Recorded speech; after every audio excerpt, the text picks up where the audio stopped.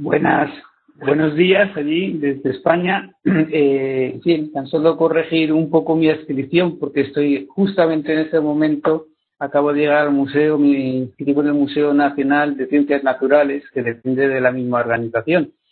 Agradecer a los organizadores esta oportunidad de poder hablar con la comunidad andina y, si se me oye bien, vamos a comenzar la exposición.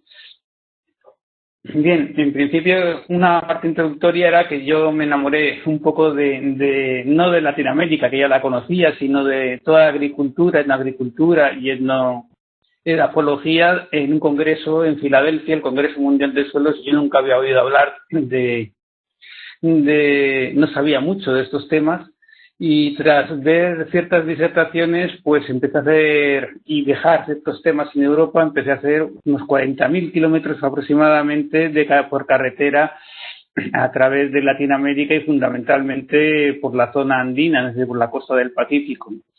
Y tomé una gran pasión y un gran amor por este tipo de agriculturas precolombinas. La conclusión primera que saqué es que el nacimiento de la agricultura, que se suele decir que nació en el creciente fértil, debe quedar muy cuestionado por el hecho de que la agricultura nació independientemente en varios continentes, ¿no? Pero por lo que he leído de Europa, pero también de Mesopotamia o de Egipto, yo no he visto ni he leído nada comparado con lo que ha habido en las agriculturas precolombinas en Latinoamérica por su gran diversidad y por el ingenio que se habían desarrollado ese tipo de manejos de suelos y de manejos de plantas.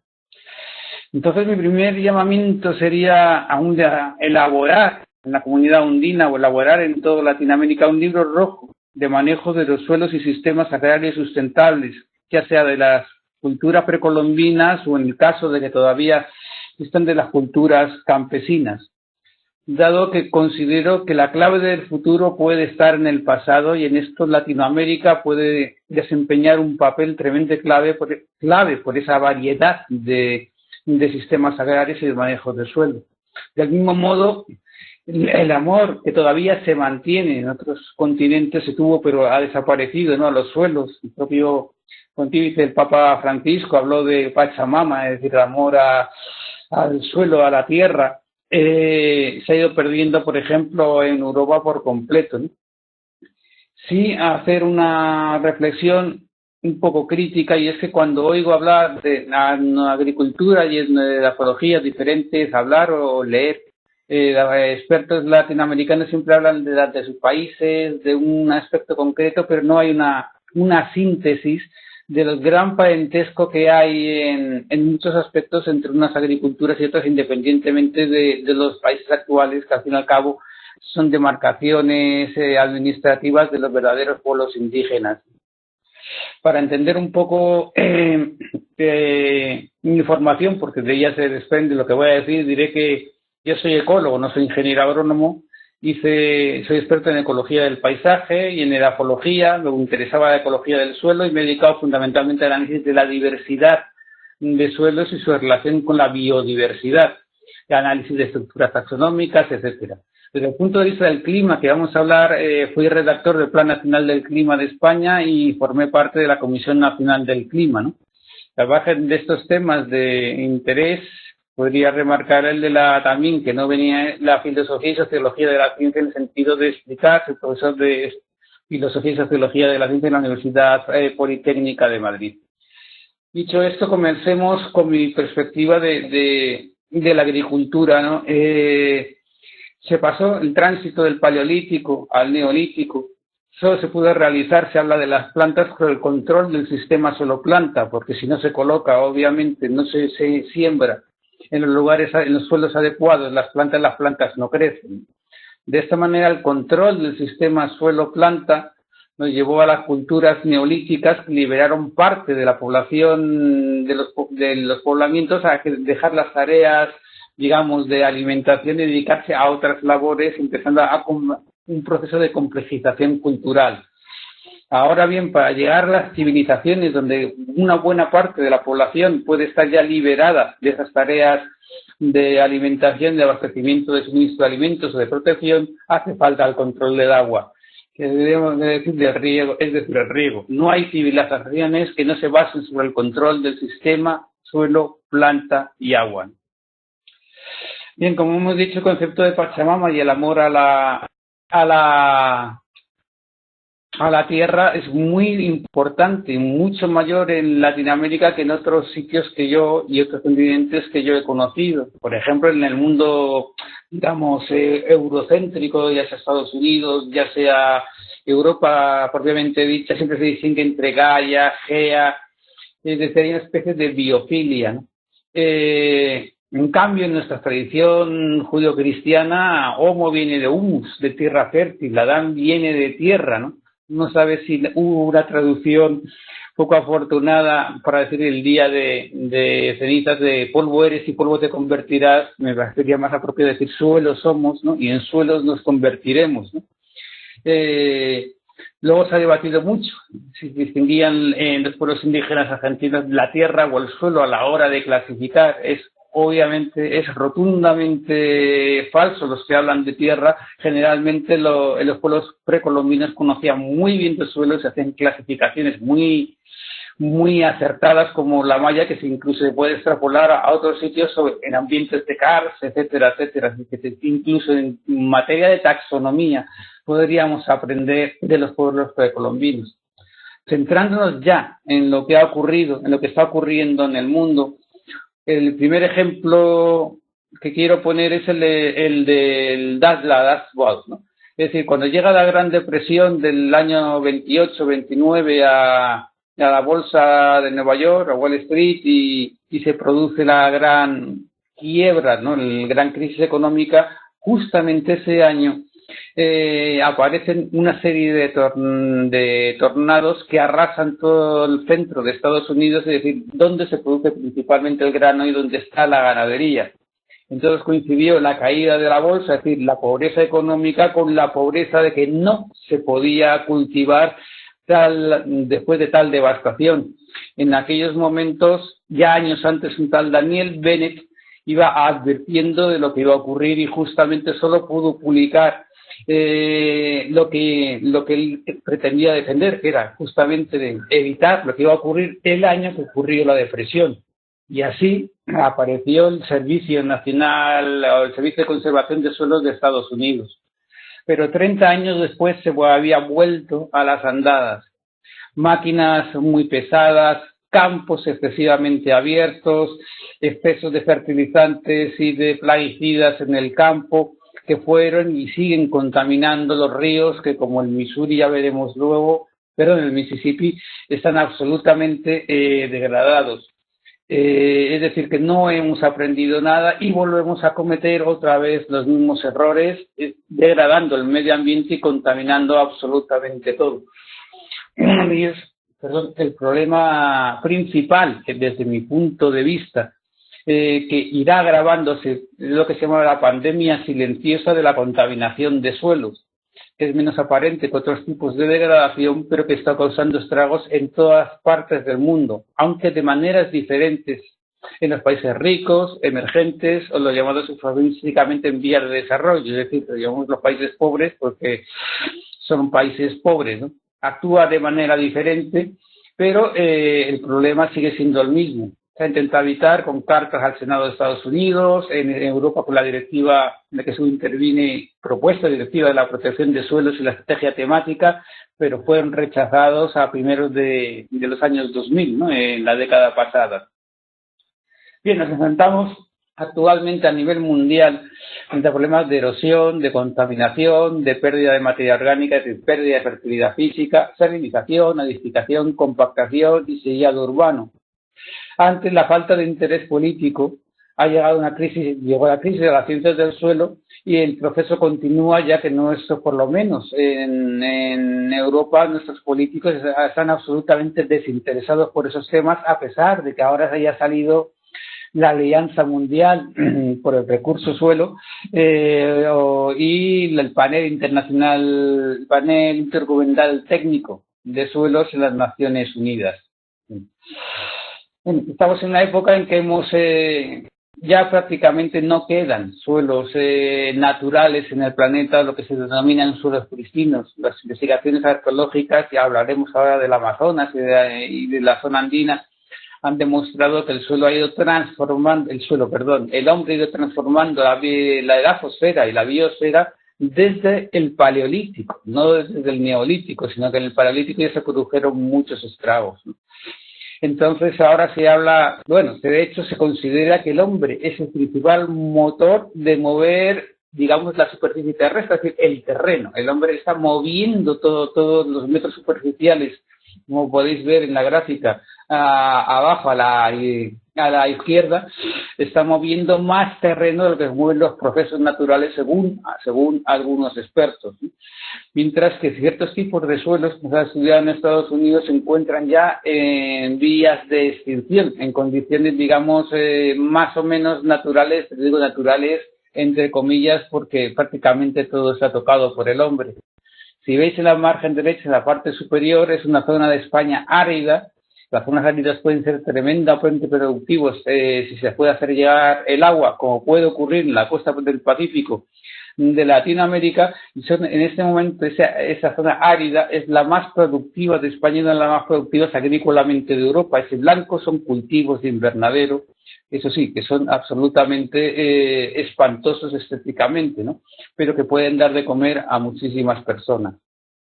Por otro lado, se suele soslayar que cuando hay desastres naturales de tipo de tsunami o tipo de terremoto, luego la efología de los desastres naturales, en la cual incidía en el tema de que muchos desastres naturales al final se pueden prevenir. Por ejemplo, si antes los tsunamis hubieran dejado los manglares, pero el hecho de la codicia del hombre de hacer, digamos, poner instalaciones turísticas en el borde del mar, ha hecho que esos huracanes entren con mucha más intensidad que entraban anteriormente, y entonces lo que llamamos desastres naturales en partes no son tal. Es decir, en parte son bastante antrópicos por nuestra irresponsabilidad o nuestro desconocimiento del papel que realizan diferentes ecosistemas a lo largo del planeta, ¿no?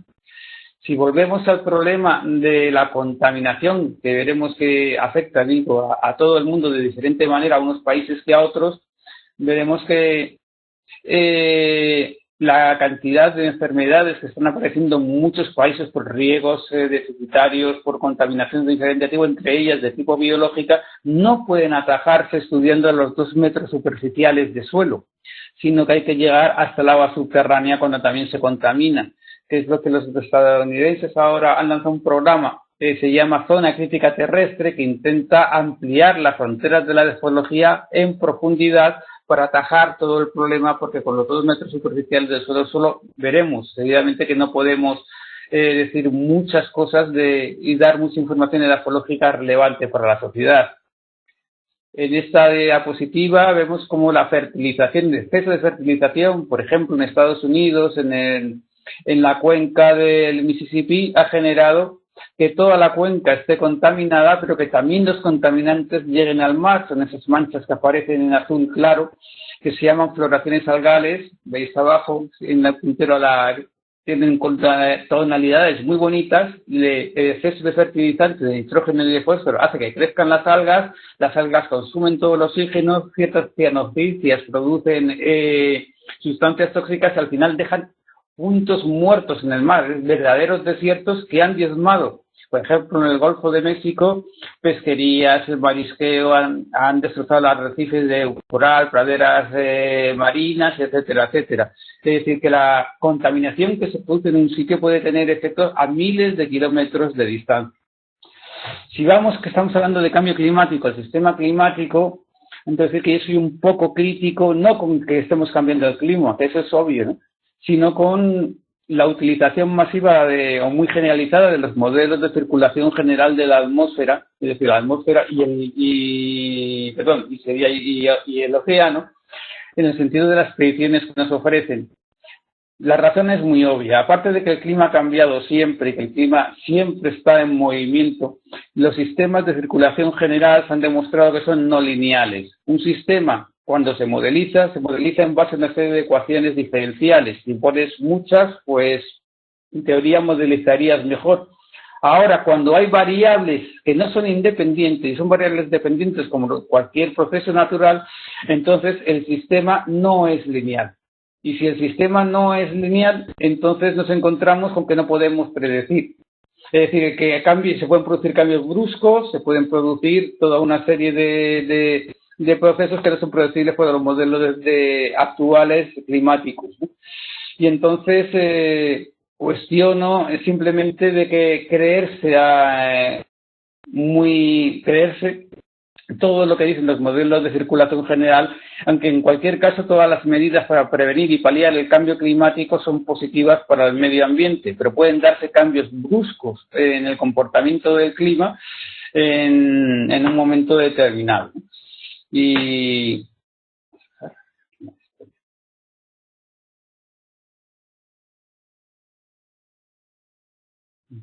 el cambio climático ha generado tal moda que hay una serie de falsos mitos que como el del antropoceno, en mi opinión. Es decir, el antropoceno comenzó en el Paleolítico cuando los grandes mamíferos fueron estimados en gran parte del planeta. En el Paleolítico ya se transformó la faz de la Tierra incluso antes de la agricultura, ¿no?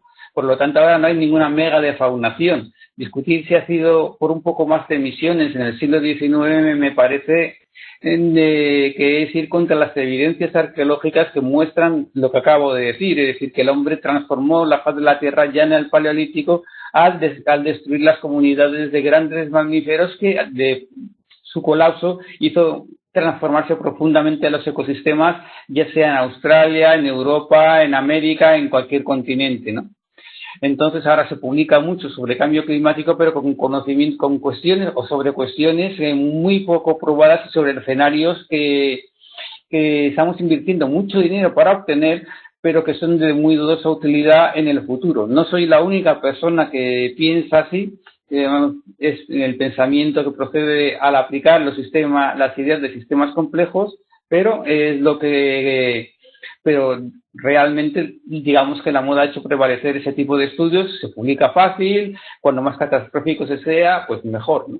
Y así, por ejemplo, en un solo mes apareció sobre biodiversidad 3 estudios, hace 3 meses, que uno dice que la mayor pérdida de biodiversidad por el cambio climático se produciría en las latitudes altas, otro decía que en las latitudes medias y otro que en las latitudes tropicales. Es decir, cuando se cubre todo el globo, lo único que implica es que todavía sabemos muy poco de lo que ocurre y de los efectos del cambio climático.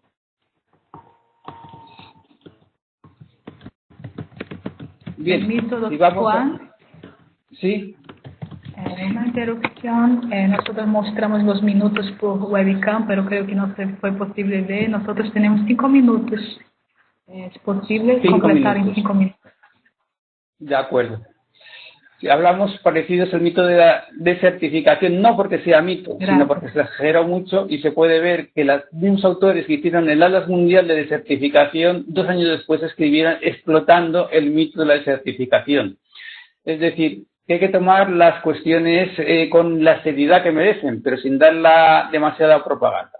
Tenemos el problema del dudoso poder predictivo de los modelos, en general, modelos numéricos. Se pongo unos ejemplos de Europa, cuyo mapa derecho de riesgo de erosión, digamos, potencial, coincide exactamente con un mapa fisiográfico, y 3 escenas de España de 3 modelos diferentes, cuyos resultados son completamente, es decir, los modelos solo son válidos cuando son corroborados y generalmente no son corroborados. Bien, podemos ver que también a nivel de suelos hay teleconexiones globales. ¿Perdón? Desde, por ejemplo, Asia se emite polvo atmosférico, y los años que se emite más polvo atmosférico hay menos huracanes justamente en la zona del Caribe, pero hay más enfermedades. Pero realmente la exportación de materiales edáficos o de dunas o de tal incluso altera y puede modificar lo que ocurre en otros continentes, ¿no? En este ejemplo, que no voy a detallar, simplemente es mostrar cómo la fertilidad de la taiga disminuyó mucho, la obtención de madera, etcétera y tal, justamente por la colocación en, digamos, un ciclo global que iba desde el oso, de los salmones, y llegaba al mar, volvían los salmones a tierra, etcétera, etcétera, y al desaparecer los salmones, porque habían puesto piscifactorías de salmones, curiosamente, en las desembocaduras de los ríos, se perdió la fertilidad de grandes zonas, digo, de la taiga, ¿no? Pues vamos al secuestro de carbono, que ya es quizá lo más importante, porque no vamos a poder entrar en muchas cosas más. Es decir, que mientras estemos muestreando solamente los 20 o 40 centímetros superficiales y ver el carbono que tienen, no estamos dando verdaderas estimas de carbono. Porque cuando se han hecho estudios que ya existen de Valles y Jackson y Govan y tal, hasta 4 metros de profundidad sigue aumentando de tal manera que las figuras que se obtienen, los datos a 20 o 40 centímetros de profundidad solamente, no son nada realistas y muchas veces son equívocos. Hay que muestrear, y justamente en las zonas tropicales más, hasta 2 o 3 metros de profundidad. Pero a pesar de todo, el problema del secuestro de carbono tampoco se soluciona, porque todavía casi nadie se ha percatado de que el carbono se puede secuestrar en forma de carbonato.